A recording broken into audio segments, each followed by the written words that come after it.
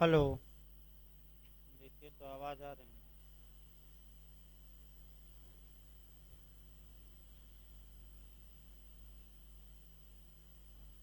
आवाज़ एक बार चेक कर ले। हेलो। हेलो। हेलो।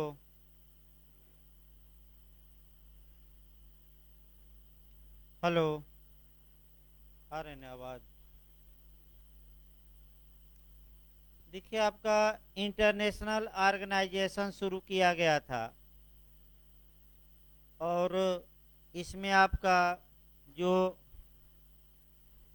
कल पढ़ाया गया था वह आपका पढ़ाया गया था अंतर्राष्ट्रीय संगठनों के विधिक कार्य, यानी कि legal function of international organisation.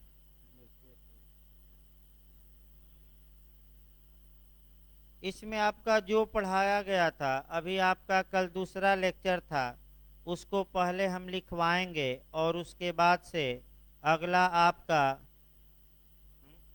चल रहा है ना, उसके बाद आपका अगला हम पढ़ाते हैं। लिखिए भाई आपका जो कल पढ़ाया गया था।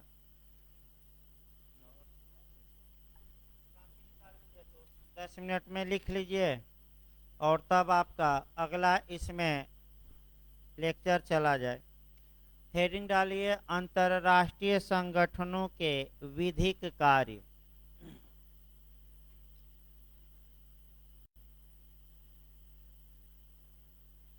पहला लिखिए या फर्स्ट, संधि करने की शक्ति।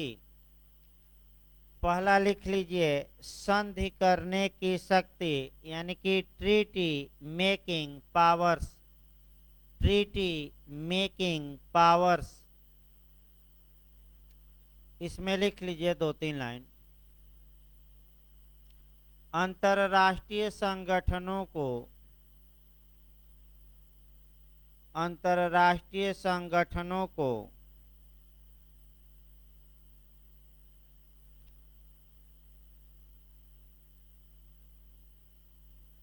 संगठन के संविधान में ही संगठन के संविधान में ही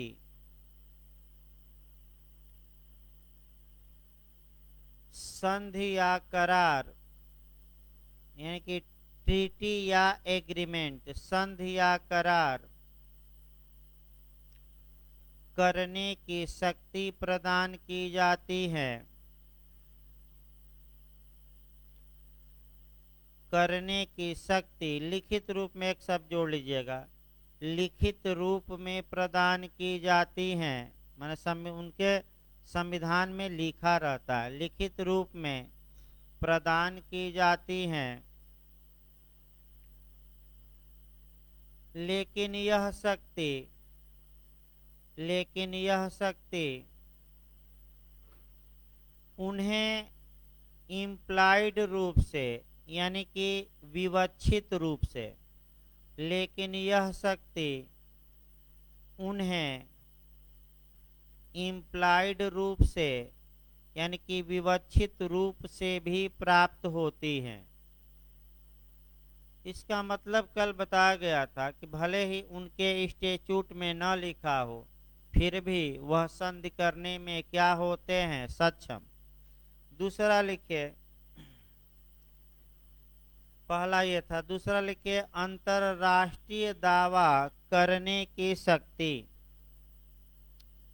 दूसरा आपका बताया गया था अंतरराष्ट्रीय दावा करने की शक्ति, यानी कि capacity to make international claims. Capacity to make international claims, अंतरराष्ट्रीय दावा करने की शक्ति। लिखिए एक लाइन इसमें, अंतरराष्ट्रीय संगठनों को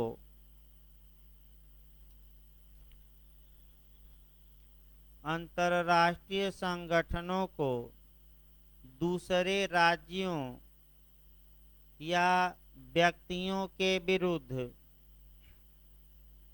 दूसरे राज्यों या व्यक्तियों के विरुद्ध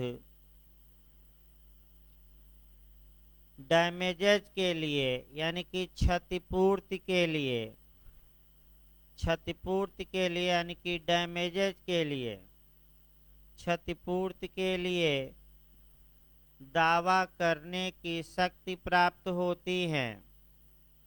क्षतिपूर्ति के लिए दावा करने की शक्ति प्राप्त होती है, यानी कि मुआवजा वसूल सकते हैं मुकदमा करके, इसका मतलब ये हुआ। तीसरा लिखिए क्रियात्मक संरक्षण। तीसरा लिखिए, ये भी बताया गया था, क्रियात्मक संरक्षण, फंक्शनल प्रोटेक्शन, फंक्शनल प्रोटेक्शन या क्रियात्मक संरक्षण। लिखिए इसमें, ऐसे संगठनों को, ऐसे संगठनों में अंतर्राष्ट्रीय संगठन, बार बार हम नहीं लिखवाया जाएगा, ऐसे संगठनों को प्रत्येक संविदाकारी राज्य क्षेत्र में,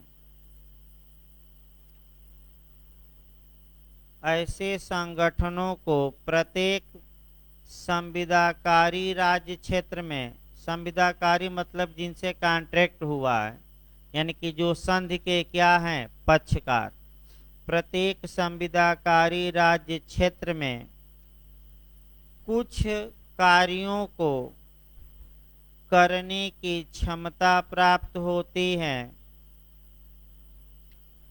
कुछ कार्यों को करने की क्षमता प्राप्त होती है। एक उदाहरण फिर देखिए, जैसे कि भारत यूएनओ यानी कि यूनाइटेड नेशंस ऑर्गेनाइजेशन का मेंबर है। इसका मतलब ये हुआ कि संयुक्त राष्ट्र संघ को ये क्षमता प्राप्त है कि वह भारत देश में आकर और कुछ कार्य कर सके। ये उसे पावर है, भारत सरकार रोक नहीं सकती इस पावर को। ये विशेषता है आपका इंटरनेशनल ऑर्गेनाइजेशन की। अगला लिखिए चौथा, अंतरराष्ट्रीय संगठनों का उत्तरदायित्व यानी कि रिस्पांसिबिलिटी ऑफ इंटरनेशनल ऑर्गेनाइजेशन, अंतरराष्ट्रीय संगठनों का उत्तरदायित्व।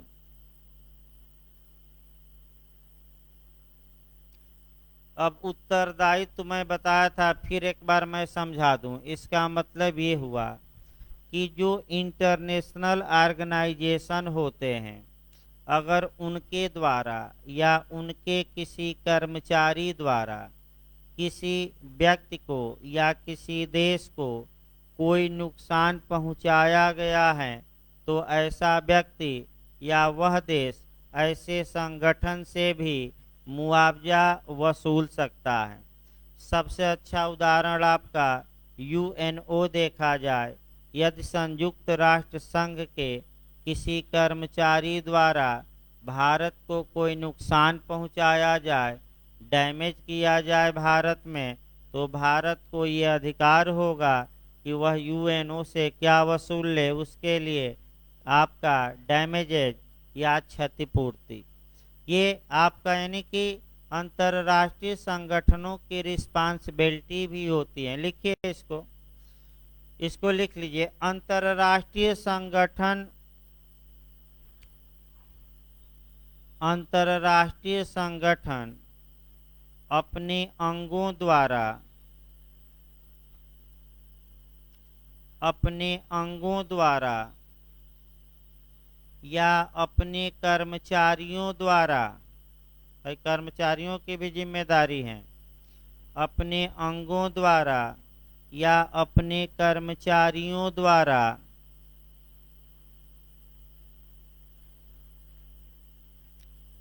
अंतरराष्ट्रीय विधि के उल्लंघन की दशा में, यानी कि इंटरनेशनल लॉ के वायलेशन की दशा में, अंतरराष्ट्रीय विधि के उल्लंघन की दशा में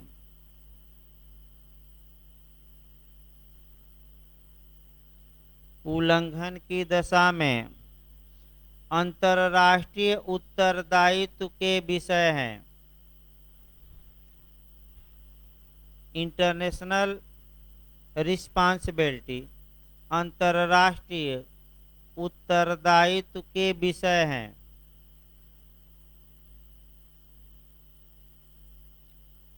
पांचवा लिखिए जो सबसे महत्वपूर्ण है और जहां से प्री में जे में क्वेश्चन आता है। लिखिए प्रिविलेज एंड इम्यूनिटी, यानी कि हिंदी में विशेषाधिकार एवं उन्मुक्तियां। हिंदी लिखिए विशेषाधिकार एवं उन्मुक्तियां। तो कल ही बताया गया था आर्टिकल, कम से कम आर्टिकल तो याद रखें। किस आर्टिकल में विशेषाधिकार दिए गए हैं? 105। और भारत में भी अभी हमको रिलेट करके लिखवा देंगे। कल आपका बताया गया था कि भारतीय संविधान के भी अनुच्छेद 105 में संसद और उनके सदस्यों को प्रिविलेज प्रदान किया गया है। तो सबसे अच्छा तरीका ये है कि यूएनओ का भी आर्टिकल वही है जो भारत में है। कौन सा आर्टिकल? 105। एक क्वेश्चन बनता है, देखिए इसको लिखिए तब हम और कोरिलेट कर दे रहे हैं। लिखिए भाई, लिखिए पैराग्राफ चेंज करके अंतरराष्ट्रीय संगठनों को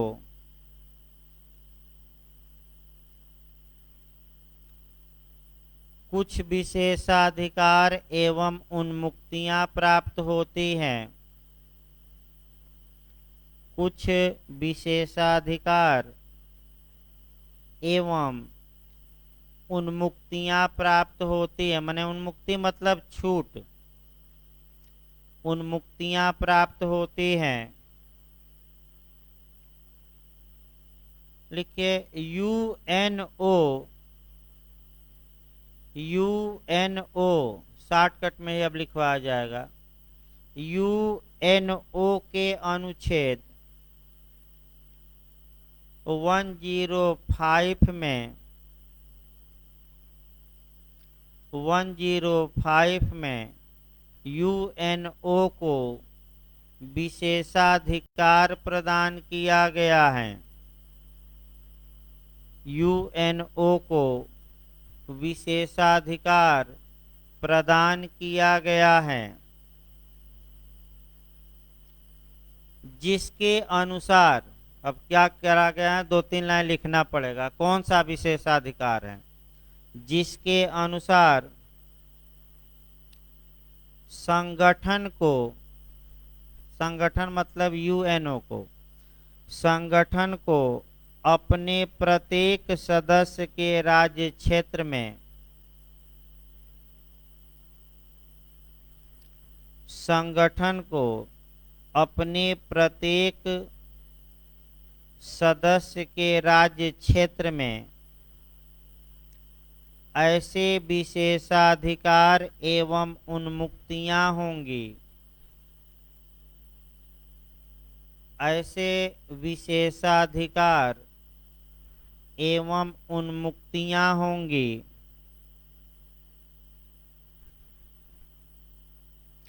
कामा दीजिए, जो उनके उद्देश्यों की पूर्ति के लिए आवश्यक हो, जो उनके उद्देश्यों की पूर्ति के लिए आवश्यक हो।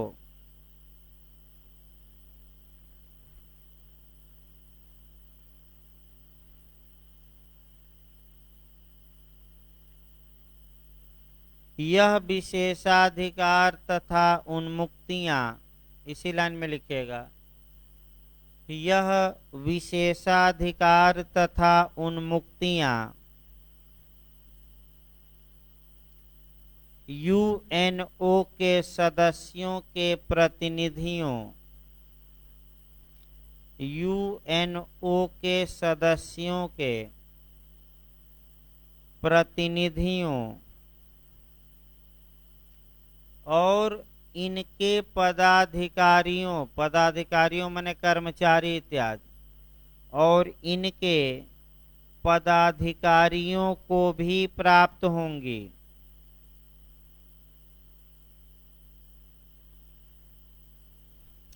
इनके पदाधिकारियों को भी, कर्मचारियों को भी प्राप्त होंगी। अब पैराग्राफ चेंज करके आपका कुछ को रिलेट करके लिखना है कि आखिर भारत में आपका प्रिविलेज के बारे में क्या कोई प्रावधान है कि नहीं। तो जो मुख्य मुख्य प्रावधान कानून में है केवल भाई बता दिया जाए वहीं लिखवाए जाते हैं। ये संभव नहीं है कि पूरे प्रावधान लिखवाए जा सके। तो सबसे पहला क्वेश्चन बनता है एविडेंस में प्रिविलेज कहाँ दिया गया है। तो सेक्शन याद रखिएगा 121 से लेकर 132। लिखिए पैराग्राफ चेंज करके। भारतीय साक्ष्य अधिनियम में विशेषाधिकार। भाई प्री के लिए लिखवाया जा रहा है, आप लोग लिखते रहिए लगातार। मैंने उसी के नीचे एरो बनाकर लिख सकते हैं, लेकिन पैराग्राफ चेंज कर लीजिएगा। और कानून का नाम स्पष्ट लिखिए जिस कानून में लिखवाया जाए।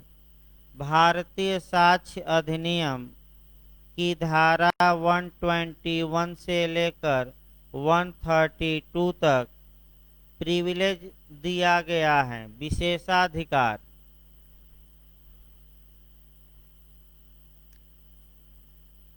इसके बाद आपका सीपीसी में पूछा जाता है। सीपीसी में लिख लीजिए सेक्शन 133 में, सीपीसी में लिखिएगा सीपीसी के सेक्शन 133 में प्रिविलेज दिया गया है।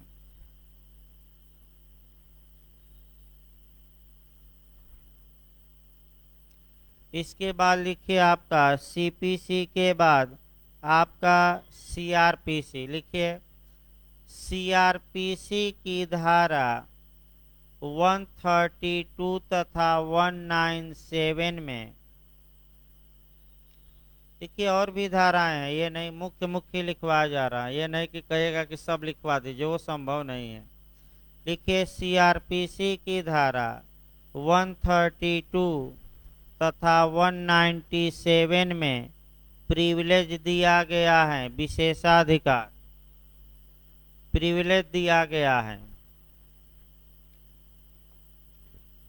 अगला आप आ जाइए अंत में कॉन्स्टिट्यूशन। लिखिए भारतीय संविधान के अनुच्छेद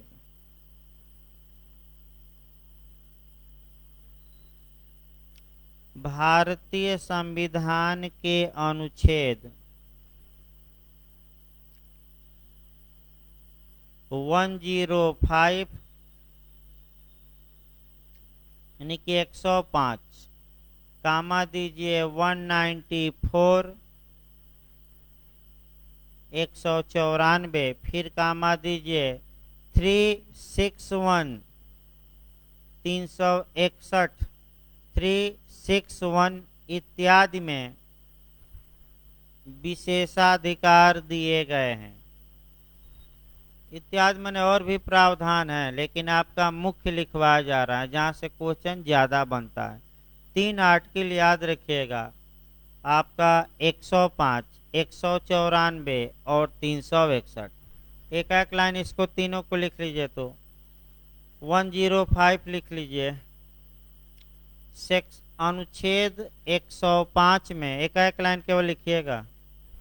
अनुच्छेद 105 में संसद तथा उसके सदस्यों को विशेषाधिकार दिया गया है, यानी कि पार्लियामेंट और उसके मेंबर, संसद तथा उसके सदस्यों को विशेषाधिकार दिया गया है।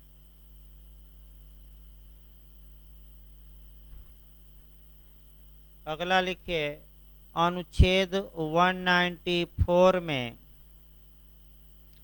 अनुच्छेद 194 में राज्य विधानमंडल तथा उसके सदस्यों को विशेषाधिकार दिया गया है। राज्य विधानमंडल तथा उसके सदस्यों को विशेषाधिकार दिया गया है। अगला आर्टिकल लिखिए, अनुच्छेद 361 में पिछली बार आईएएस में आया था एक क्वेश्चन, ये क्वेश्चन आया था, मॉडल बता दिया जाए फिर लिखवाया जाए। आपका अनुच्छेद 361 के तहत किसको संरक्षण प्रदान किया गया है? ऑप्शन दिया था भारत के राष्ट्रपति को, दूसरा राज्यों के राज्यपाल को, दोनों को, इनमें से कोई नहीं। तो जो आपका दिमाग नहीं लगाते, कम पढ़े रहते हैं, वो केवल राष्ट्रपति मार कर आ जाते हैं, जबकि हेडिंग में ही दिया गया है कि प्रेसिडेंट को भी और किसको, राज्यपाल दोनों को। एक दो लोग गलत करके कोचिंग के आ गए, तो इसीलिए कहा भी जाता है कि भाई पढ़ना हो तो लगातार पढ़िए, नहीं तो वैसे भी कोरोना ने गायब कर दिया था पढ़ाई। और सबसे ज़्यादा बुरा प्रभाव किस पर पड़ा?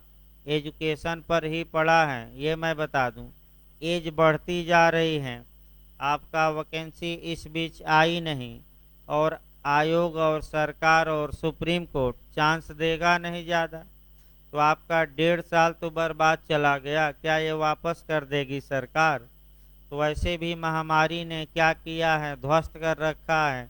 तो जो चांस मिले अब उसी का क्या उठाना है फायदा, यानी कि मौके पर क्या मारना है, चौका और छक्का। तो आप लोगों से फिर सलाह दी जाती है कि वैकेंसी यूपी, एपीओ और जे की जब तब आ जाए, लगा है 1-2 माह में आ ही जाएगी। प्रयास ये करिए कि अभी से पूरी तरह कमर कस लीजिए, ताकि वैकेंसी आते आते केवल रिवीजन का काम बचे, और अलग से 1-1.5 घंटा रिवीजन स्पीडी बैच चलाकर करवाया जाता है।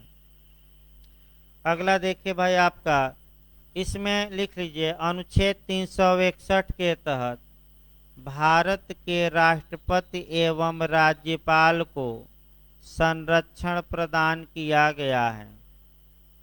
दोनों मार्कर आइएगा। अब क्या संरक्षण है वो आगे बताया जाएगा संविधान में, बस आपका अभी प्रोटेक्शन जानना है कि संरक्षण प्रदान किया गया किसको किसको, प्रेसिडेंट और गवर्नर को। इस प्रकार जितना पिछला लेक्चर कल का बताया गया था वह लिखवा दिया गया। अब आइए हम लेक्चर शुरू करते हैं। लिखना बंद कर दीजिए, लेक्चर पहले देखिए तब इसको लिखवाया जाएगा। अब अगला जो आपका चैप्टर पढ़ना है, और यहाँ से भी निश्चित रूप से 1 या 2 क्वेश्चन आपका आते हैं।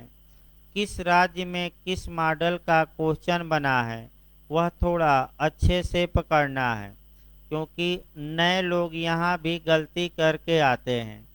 और सबको फिर एक बार सलाह दी जाती है कि जो इंटरनेशनल ऑर्गेनाइजेशन का अगर सॉल्व पेपर आपके पास हो तो आप उस सॉल्व पेपर को अभी से लगाना शुरू कर दीजिए। एलएलएम में भी काम करेगा, प्रवेश परीक्षा में, जे में भी, नेट में भी काम करेगा। और 15 क्वेश्चन आते हैं, और लेक्चर से अगर 14 क्वेश्चन निश्चित आने चाहिए। एक क्वेश्चन की हम गारंटी नहीं लेंगे, क्योंकि वो दिमाग उनका काम करता है अलग से, लेकिन आपका 14 क्वेश्चन कम से कम आना ही चाहिए पढ़ाए हुए लेक्चर से, इसमें कोई शक नहीं है। इसीलिए इस बार नया नोट्स भी बनवाया जा रहा है, क्योंकि पुराने नोट्स में जो कमियां हैं यही समय है सुधारने का। तो देखिए आपका ये इवोल्यूशन ऑफ इंटरनेशनल ऑर्गेनाइजेशन, अर्थात अब हमें देखना है अंतर्राष्ट्रीय संगठनों का विकास। अंतर्राष्ट्रीय संगठनों का जब भी विकास पढ़िए तो एक मॉडल पहले प्रस्तुत कर दिया जाए आपके सामने, और तब आपका आगे डिटेल में बढ़ा जाएगा। देखिए इंटरनेशनल ऑर्गेनाइजेशन का डेवलपमेंट या विकास कैसे हुआ, जब भी इस चैप्टर को पढ़िए आप एकदम जड़ से पकड़ेंगे। सबसे पहले जो आपका सम्मेलन होता है विश्व स्तर पर वह 1648 में होता है। उसके बाद आपका हेग शांति सम्मेलन होता है, यानी कि हेग पीस आपका सम्मेलन होता है। आपका क्वेश्चन यहाँ से भी उत्तराखंड बना चुका है कि प्रथम हेग शांति सम्मेलन कब हुआ, द्वितीय कब हुआ, कितने समय पर ये सम्मेलन होता था, ये भी पढ़ना है। तो दो सम्मेलन हम पढ़ाएंगे, 1899 और 1907। इसके बाद आपका फर्स्ट वर्ल्ड वार होता है, प्रथम विश्व युद्ध होता है, और प्रथम विश्व युद्ध के बाद एक संतति या शिशु या चाइल्ड पैदा होता है, यानी कि एक नया संगठन बनाया जाता है। उस संगठन के बारे में भी थोड़ा पढ़ना है, और वह संगठन है राष्ट्र संघ, लीग ऑफ नेशंस, यानी कि राष्ट्र संघ कहा गया। तत्पश्चात ये संगठन भी असफल रहा। क्यों असफल रहा बताया जाएगा डिटेल में, राष्ट्र संघ के भी बारे में। और इसकी असफलता के बाद सेकेंड वर्ल्ड वार शुरू हो गया, द्वितीय विश्व युद्ध शुरू हो गया, और द्वितीय विश्व युद्ध के दौरान ही आपका एक नया संगठन बनाने की चर्चा शुरू हुई, और द्वितीय विश्व युद्ध की समाप्ति के बाद एक नया संगठन बना भी, उसे कहा गया यूएनओ या संयुक्त राष्ट्र संघ, यूनाइटेड नेशंस ऑर्गेनाइजेशन। अब यूएनओ का गठन कैसे हुआ, कितने अनुच्छेद हैं इसमें, कितने लोगों ने संधियां की, भारत इसका मेंबर कब बना, यूएनओ की स्थापना कब हुई, स्थापना कैसे हुई, संधि के माध्यम से, तो कितने देशों ने आपस में मिलकर संघ की मूल रूप से 51, और वर्तमान में कितने हैं 193। यानी कि आपका अभी तीसरा वर्ल्ड वार नहीं हुआ है। हो सकता है अफगानिस्तान करा दे, लेकिन कम चांस है, क्योंकि जो महाशक्तियां हैं वो पीछे हट रही हैं। अमेरिका स्वयं पीछे हट गया, यानी कि इसका मतलब ये हुआ कि लोगों को मझधार में छोड़कर और भाग जाना, और कत्लेआम मचाया जा रहा है। आप देख ही रहे हैं, तमाम सोशल मीडिया पर भाई वीडियो भी आ रहा है, तमाम न्यूज़ चैनलों पर भी आ रहा है। आपका तमाम ऐसी आपका माने सूचनाएं और आपका जानकारियां आ रही हैं जो क्रूरता की हदों को भी पार कर जा रही हैं। अब आप भी एक कल्पना करिए, जो लगातार बंदूक चलाया है, लोगों को मारा है, अगर उसे न्यायाधीश बना दिया जाए तो आप सोचिए वो क्या न्याय करेगा। एक तरफ AK-47 रखे रहेगा और दूसरी तरफ पक्षकार क्या रहेंगे खड़ा, तो वैसे ही पक्षकार डर जाएंगे कुछ बोलने से। तो भाई वो अलग बात है कि आपका रूल ऑफ लॉ और जो सनक का शासन होता है, इसमें जमीन आसमान का अंतर है। और आपका माने सनक के शासन में मनमाना शासन, और रूल ऑफ लॉ में कानून के अनुसार। तो अलग बात है, किसी दिन चर्चा की जाएगी। लेकिन सबसे पहले ये हमने आपका प्रारूप बताया कि क्या क्या हमें अंतर्राष्ट्रीय संगठनों के विकास में पढ़ना है, और इसी मॉडल से आगे बढ़ेंगे। और इसमें जो बारीक बातें आपको बताई जाएंगी, लिखवाई जाएंगी, उस पर विशेष ध्यान देना है, मैं बता दूं, क्योंकि वही बारीक बातें वर्तमान में कंपटीशन में आयोग पूछ रहा है। सामान्य बातें नहीं, सामान्य तो सब कर ले जाएंगे, आपको कुछ तो बारीकियां आनी चाहिए। आइए शुरुआत हम करते हैं अंतर्राष्ट्रीय संगठन के विकास की। सबसे पहले हम देखते हैं 1648। देखिए 1648 में यूरोपीय जो देश थे वो एक सम्मेलन बुलाए, जिसको आपका वेस्टफालिया कांग्रेस का सम्मेलन कहते हैं। फिर एक बार याद रखिए, 1648 ईस्वी में जो यूरोपीय देश थे वह एक सम्मेलन बुलाते हैं, और जिस सम्मेलन का नाम क्या था, वेस्टफालिया कांग्रेस का सम्मेलन। इस सम्मेलन द्वारा यूरोपीय संघ आपस में विचार विमर्श किए, और किसी संगठन का तो निर्माण नहीं हुआ, लेकिन शुरुआत जरूर हुई सम्मेलनों की। और ये कहा गया कि आपका जो विवाद है अंतर्राष्ट्रीय स्तर पर, उसको सुलह समझौते और वार्ता द्वारा सुलझाया जाए। अतः इस सम्मेलन को प्रथम यूरोपीय कांग्रेस भी कहा जाता है, यानी कि फर्स्ट यूरोपीय कांग्रेस भी कहा जाता है। इस सम्मेलन द्वारा जो मुख्य बात हुई कि प्रथम बार विश्व में बैलेंस ऑफ पावर बनाया गया, यानी कि जो शक्तियों का क्या बनाया गया, संतुलन। फिर एक बार लास्ट में इसको देखिए, ज़्यादा ये नहीं पढ़ना है।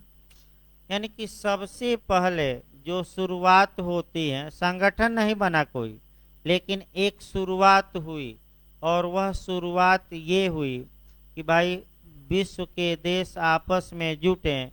तो वेस्टफालिया कांग्रेस सम्मेलन में पूरे विश्व के देश नहीं जुटे थे, केवल कहाँ के देश जुटे थे, यूरोप के। और आपका शक्तियों के बीच बैलेंस बनाया गया। चूंकि संगठन तो कोई नहीं बना, लेकिन प्रथम कांग्रेस यूरोपीय कांग्रेस इसे कहा जाता है। क्यों? क्योंकि सबसे पहले आपका यहाँ से बैठकों की क्या होती है, शुरुआत। अब इसी तर्ज पर आपका क्वेश्चन बनाना है। देखिए आपका क्वेश्चन क्या बनता है, थोड़ा दूसरे वे में जाइए। कॉन्स्टिट्यूशन में क्वेश्चन ये बनता है कि PIL, काफी विवादित क्वेश्चन है ये, कि पब्लिक इंटरेस्ट लिटिगेशन या PIL का जन्मदाता केस कौन है, यानी कि किस केस में इसे जन्म दिया गया। तो आपका SP Gupta versus union of India. पिछली बार UPJ में ये इस पर क्वेश्चन भी आया था कि किस केस में 7 जजों की पीठ बनी थी। तो वह केस कौन सा है, SP Gupta versus union of India. AIR 1982 justice PN Bhagwati थे। इन्होंने ही PIL की अवधारणा प्रतिपादित की, PIL को परिभाषित भी किया। और आपका कितने से निर्णय आया, एक बार पूछा गया है 4-3 से। रटे रहे मुख्य न्यायाधीश। लेकिन हमें जो बताना है, यहाँ तो PIL का जन्म हो गया, लेकिन सर्वप्रथम PIL का उल्लेख किसने किया था, शुरुआत किसने की थी, भले जन्म न हुआ हो। तो वह शुरुआत किया था जस्टिस कृष्णा अय्यर ने मुंबई कामगार सभा के मामले में। उन्होंने इशारा कर दिया था कि ऐसा होना चाहिए, लेकिन हुआ किस केस में, SP गुप्ता। तो इसी प्रकार 1648 ईस्वी में कोई संगठन नहीं बना, लेकिन ये कम से कम एक इशारा मिला कि अब संगठनों का युग आ गया है। तत्पश्चात चलता रहा, मामला चलता रहा। कई सम्मेलन हुए छोटे छोटे, लेकिन जो मुख्य सम्मेलन होता है वह आपका हेग शांति सम्मेलन, हेग पीस कॉन्फ्रेंस। इसी से आपको उठाना है, हेग शांति सम्मेलन। यहाँ से देखिए अच्छा क्वेश्चन बनता है, हेग शांति सम्मेलन। यहाँ से आपका क्वेश्चन याद रखना पड़ेगा। हेग शांति सम्मेलन आपका पहला हुआ 1899 में और दूसरा हुआ 1907 में। हेग शांति सम्मेलन क्यों कहा जाए? क्योंकि ये किस काल में हुआ था? युद्ध काल में कि शांति काल में? शांति काल में। और ये पूछा जाता है कि ये सम्मेलन कितने दिनों के अंतराल पर होता था? तो 7 ईयर्स यानी कि 7 वर्ष के अंतराल पर। आपका हेग शांति सम्मेलन 1899 में क्या हुआ? हेग शांति सम्मेलन 1907 में क्या हुआ? ये अच्छे से याद रखना है। इसमें कितने देश शामिल हुए और देशों ने आपस में क्या संधियां की, और इस सम्मेलन में कितने देश शामिल हुए, इसमें क्या संधियां की गई। और जो इस समय आपका अच्छा क्वेश्चन बनता है कि आपका 1800 आपका 99 में एक सबसे बड़ी बात थी कि अंतर्राष्ट्रीय विवादों को निपटाने के लिए एक न्यायालय का गठन किया गया, और उस न्यायालय का नाम था परमानेंट यानी कि अस्थाई आर्बिट्रेशन कोर्ट, यानी कि अस्थाई विवाचन न्यायालय या अस्थाई माध्यस्थम न्यायालय। यानी कि बहुत अच्छा यहाँ क्वेश्चन बनता, अभी मैं बता रहा हूँ, पहले एक क्रम बना ले जाए तब समझा जाए। अस्थाई माध्यस्थम न्यायालय या माध्यस्थम को हम कहते हैं अस्थाई विवाचन भी कहते हैं भाई, आर्बिट्रेशन याद रखिए, आर्बिट्रेशन कहते हैं, आप लोगों को पढ़ना भी है। यहाँ से कैसे क्वेश्चन बना है और कैसे नहीं बना है आपका ये देखना है। देखिए भाई, आपका शुरुआत किया जाए, देखिए आपका क्वेश्चन का मॉडल भी पहले बना दिया जाए, तब आपका डिटेल में हम बताएं, ताकि मॉडल दिमाग में पहले से बैठे रहे। उत्तराखंड और यूपी तमाम देश माने राज्यों में ये बना है क्वेश्चन का मॉडल कि प्रथम हेग शांति सम्मेलन कब हुआ। ईयर दिया है, गलत ना हो, कब हुआ? 1899। दूसरा हेग शांति सम्मेलन कब हुआ? 1907 में। फिर उत्तराखंड दोनों को मिक्स करके बना दिया कि हेग शांति सम्मेलन कब कब हुआ। एक ऑप्शन दिया 1899, दूसरा दिया 1907, तीसरा दिया दोनों, और चौथा दिया इनमें से कोई नहीं, तो क्या मारेंगे? दोनों। फिर तीसरा अगला क्वेश्चन, हेग शांति सम्मेलन कितने वर्षों के अंतराल पर होता था? 7 वर्षों के अंतराल पर। और अभी हमने बताया ये शांति काल में हुआ था कि युद्ध काल में? शांति काल में, इसीलिए तो शांति सम्मेलन है, नहीं तो अशांति सम्मेलन कहा जाता भाई। क्या कहा जाता? जैसे कि प्रथम विश्व युद्ध के बाद सम्मेलन हुआ तो अशांति हुई थी, तभी तो हुआ प्रथम राष्ट्र संगठित हुआ, और दूसरे विश्व युद्ध के बाद क्या गठित हुआ? यूएनओ। तो भी जब विश्व में अशांति फैली और जापान में बम गिराया गया, उसके बाद त्राहिमाम मच गया। जैसे कि आपका अमेरिका के ट्रंप महोदय इस समय सक्रिय हैं। ये सही बात है कि अगर ट्रंप रहता तो ये नहीं होने देता, वो सनकी आदमी था और उससे दुनिया डरती थी। लेकिन बाइडन से दुनिया नहीं डरती है ज़्यादा। अमेरिका के पास भले ही इतने ताकतवर हथियार हों, लेकिन इनसे दुनिया में डर क्या हो गया अमेरिका का। और इस बात को हम नहीं, कि ट्रंप ने सार्वजनिक रूप से कहा कि आप वहां रहते, स्थिति संभालते, आना ही था तो 2-4 बम बड़े बड़े गिरा कर क्या आते, शान से वापस आ जाते। तो चील कौओं जैसे भाग आ रहे हैं और लोग वहां मर रहे हैं, लाखों लोग आपका एयरपोर्ट पर हैं, उनकी रक्षा कौन करेगा? यानी कि बुरे वक्त में अमेरिका का जिन लोगों ने साथ दिया, अब तो तालिबानी खोज खोज कर एक एक लोगों का क्या करेंगे? सफाया करेंगे। और खोज रहे हैं, भारत में जो लोग आए हैं वो लोग बता रहे हैं कि एक एक घरों में जा रहे हैं और पूछताछ कर रहे हैं, और जिन पर संदेह है कि अमेरिका का साथ दिया, पकड़ कर ले जा रहे हैं। अब ले जाकर क्या करेंगे, क्या भरोसा, तो अलग बात है। लेकिन आइए देखा जाए आपका हेग शांति सम्मेलन के बारे में डिटेल में हम देखते हैं। यह सम्मेलन शांति काल में होता था। यह प्रत्येक 7 वर्षों के अंतराल पर होता था। यह 2 बार हुआ। इन सम्मेलनों द्वारा, चूंकि शांत काल में हुआ, तो इन सम्मेलनों द्वारा ऐसे रूल प्रतिपादित किए गए, ऐसे नियम प्रतिपादित किए गए जिनके द्वारा अंतर्राष्ट्रीय प्रणाली को रेगुलेट किया जाए। रेगुलेट किया जाए मतलब कि विनियमित किया जाए, यानी कि अंतर्राष्ट्रीय स्तर पर देश एक दूसरे से कैसे व्यवहार करेंगे, कैसे कंडक्ट करेंगे, इसको रेगुलेट किया जाए, माने इसके लिए नियम बनाया जाए। और सबसे महत्वपूर्ण बात यह है कि जिस कारण से युद्ध हो रहे हैं विश्व में, उन कारणों को खोजा जाए ताकि विश्व में युद्ध न हो पाए।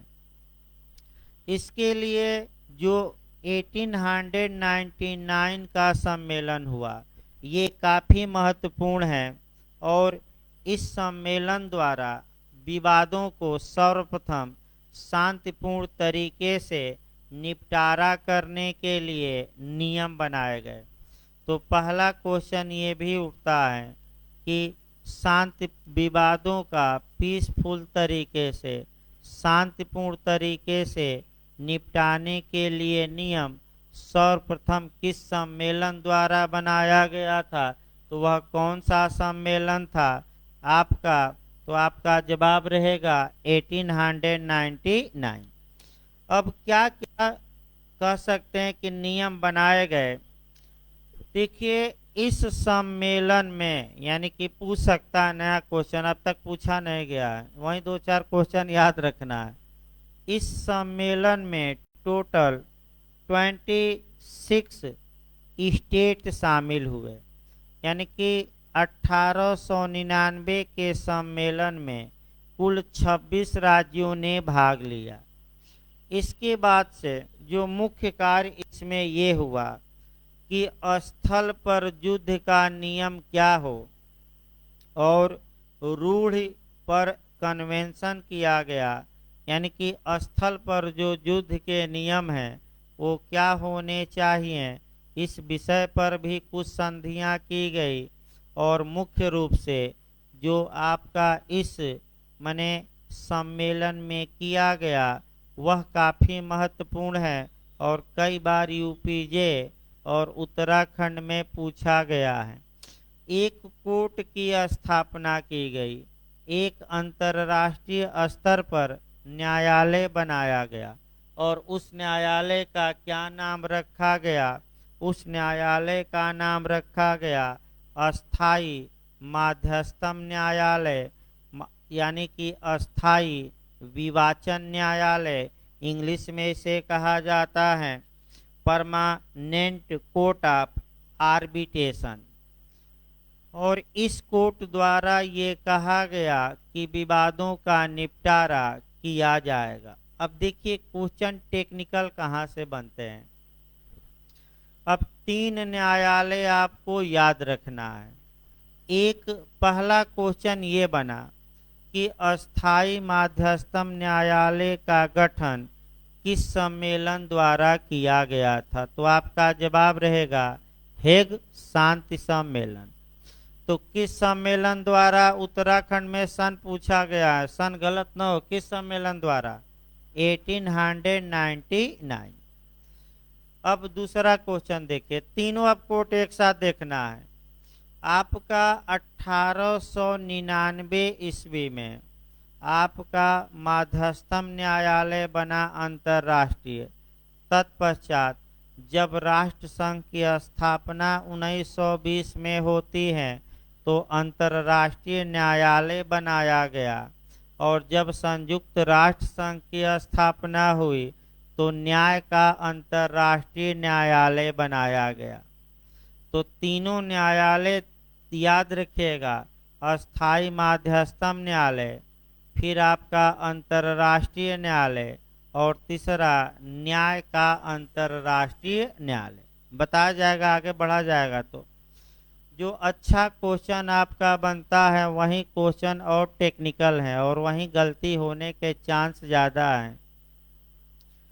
कि न्याय जो वर्तमान में इंटरनेशनल कोर्ट ऑफ जस्टिस हैं, न्याय का अंतर्राष्ट्रीय न्यायालय है, वहाँ जज कहाँ से आते हैं, यानी कि उसके जज कहाँ से चुने जाते हैं, यानी कि ये क्वेश्चन बहुत अच्छा बनता है और कम लोग ही जानते हैं।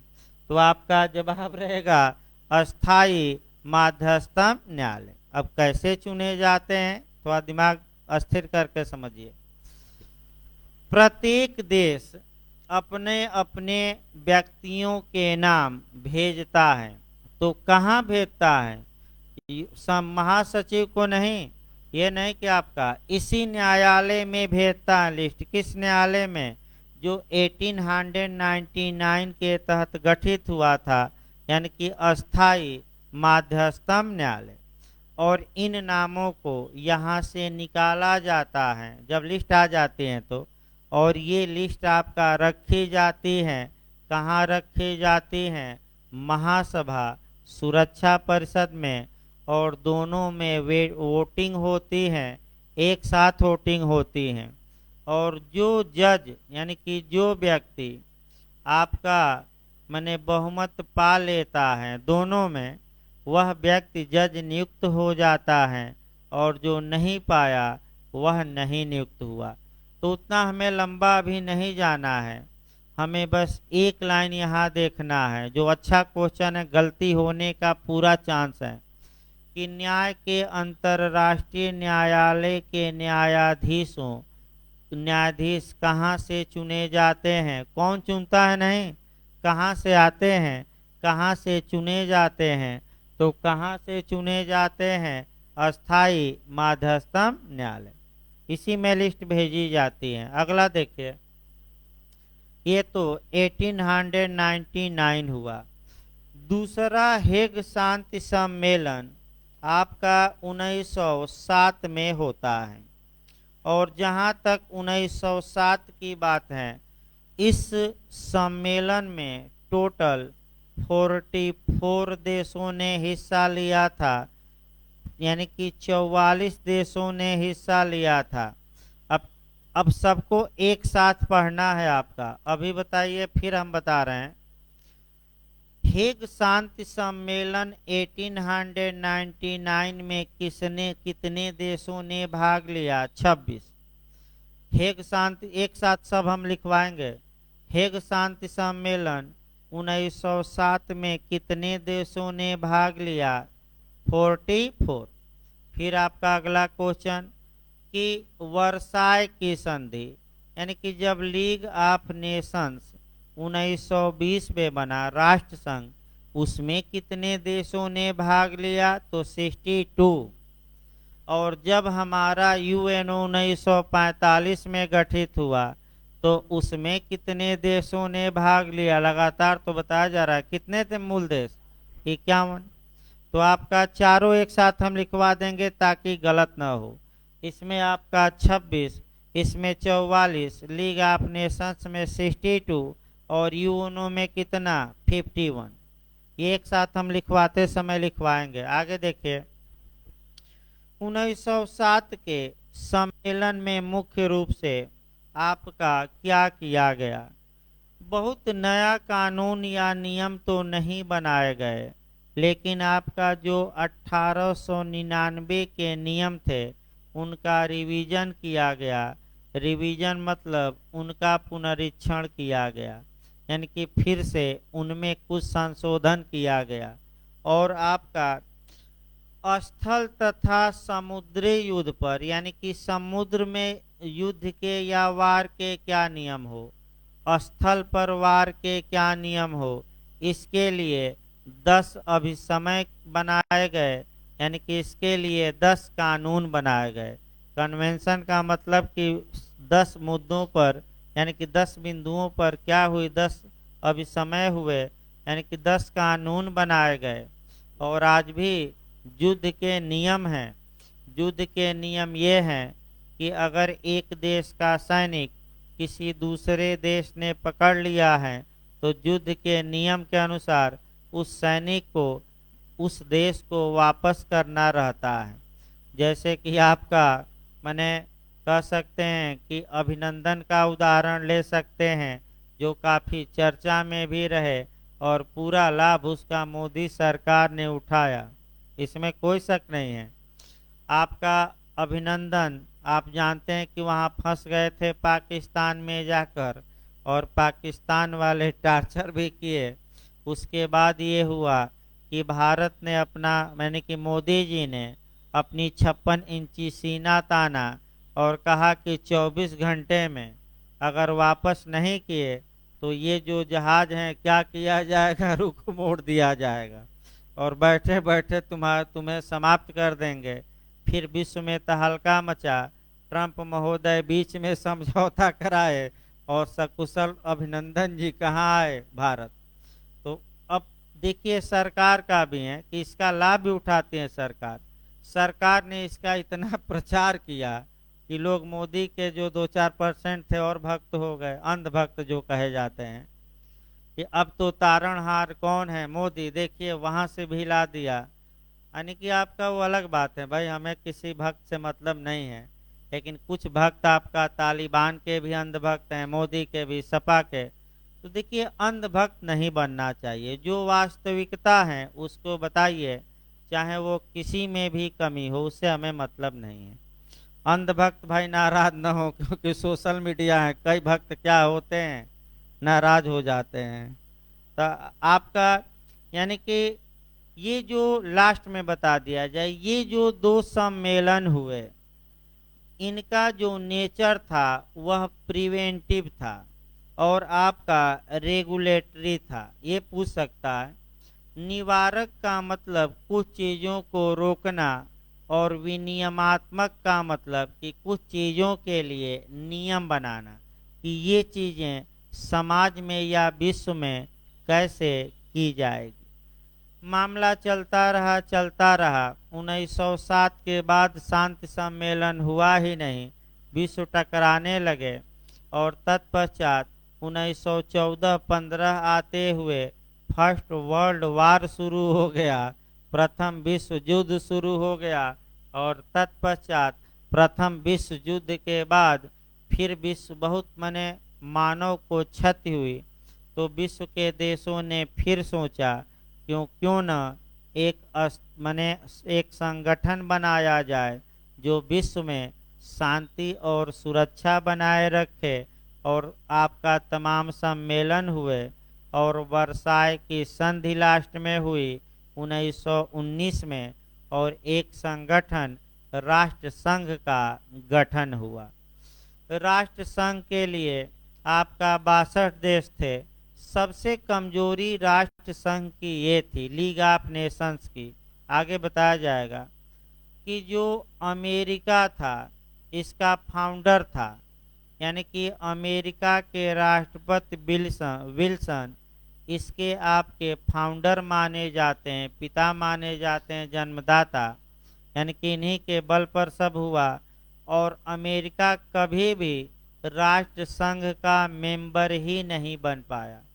अब क्यों नहीं बन पाया, इसका लास्ट में हम कारण बता दें, ध्यान से देखिएगा। भारत पर पहले लीजिए, मान लीजिए कि भारत ने अंतर्राष्ट्रीय स्तर पर कोई संधि की, तो भारत तब तक उस संधि या संगठन का, याद रखिएगा, मेंबर नहीं बन सकता जब तक कि उसका समर्थन आपका हमारी पार्लियामेंट न कर दे। यानी कि जब तक कि पार्लियामेंट उस संधि का समर्थन न करे, उस संधि के पक्ष में प्रस्ताव न पारित करे, तब तक भारत उस संधि का आपका क्या नहीं बन सकता, पक्षकार। अमेरिका में जो 2 सदन है आप लोग भी जानते हैं, एक हमारी लोकसभा की तरह और एक राज्यसभा की तरह। जो वहाँ राज्यसभा की तरह हैं उसे सीनेट कहा जाता है। क्या कहा जाता है? सीनेट। और प्रत्येक राज्य के 2 मेंबर जाते हैं। यहाँ की तरह नहीं कि जिस राज्य की जनसंख्या अधिक हो उसके राज्यसभा में अधिक। प्रत्येक राज्य के सीनेट में कितने मेंबर होते हैं? 2। और जो सीनेट कभी भी इस मसौदे को पास ही नहीं की। अतः अमेरिका कभी भी राष्ट्र संघ का आपका संधि का पक्षकार था, लेकिन मेंबर नहीं बन पाया। और राष्ट्र संघ की विफलता का सबसे अच्छा या सबसे जो असफलता का मुख्य कारण था कि अमेरिका का आपका सदस्य न होना। मैंने संधि किया लेकिन कौन पास नहीं की? भाई वहाँ की सीनेट। और जब तक पास नहीं होगा तब तक आप पक्षकार हो ही नहीं सकते। तो चूंकि भाई देखिए समय भी हो गया है, समय का पता नहीं चल रहा है फ्लो बनाते बनाते। तो आपका अभी 10 मिनट बाद एविडेंस का क्लास चलेगा। भाई 10 मिनट का ब्रेक रहेगा, तब एविडेंस का क्लास चलेगा। इसको हम आपका कल जो पढ़ाया जाएगा वह लीग ऑफ नेशंस की उत्पत्ति बताई जाएगी, उसके अंग बताए जाएंगे, उसका कार्य और असफलता, और कहाँ से क्वेश्चन कौन बना है ये भी आपको लगातार हम बता रहे हैं, टेक्निकल क्वेश्चन। तो 10 मिनट बाद क्लास चलेगा भाई अभी।